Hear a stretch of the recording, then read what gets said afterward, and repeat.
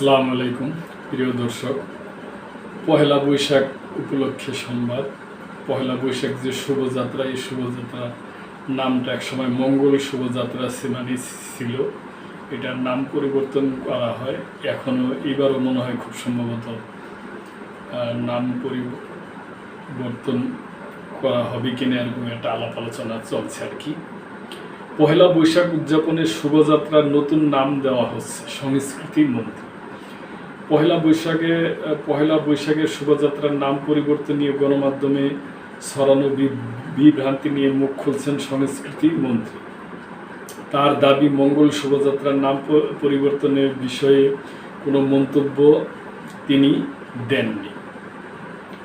তবে এবারের আয়োজনকে নতুন আঙ্গিকে বৈশাখী শোভাযাত্রা নামে ডাকার ঘোষণা আসছে বলেও জানান মন্ত্রী। ইউনেস্কো মঙ্গল শোভাযাত্রার নামে স্বীকৃতি দিলেই যে সেই নামেই শোভাযাত্রা উদযাপন হবে এরকম কোনো কথা নেই বলেও জানান নিতাই রায় চৌধুরী।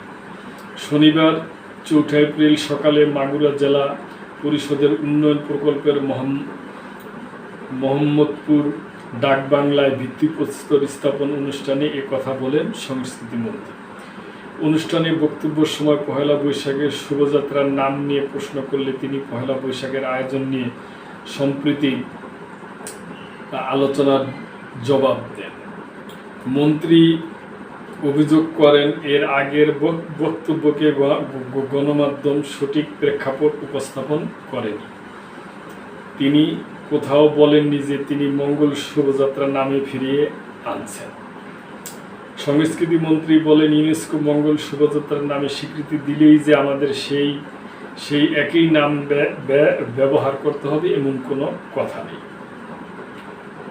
মন্ত্রী স্পষ্ট করে বলেছেন, উৎসবের মূল চেতনা অক্ষুণ্ণ রেখেই এই পরিবর্তন আনা হয়েছে।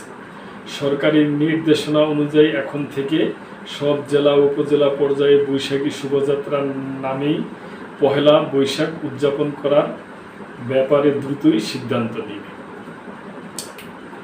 তো প্রিয় দর্শক, এই ব্যাপারে এই ব্যাপারে আপনাদের যদি কোনো মন্তব্য থাকে অবশ্যই করবেন এবং মেম্বারশিপ নিয়ে চ্যানেলটির পাশেই থাকবেন। আল্লাহ হাফেজ।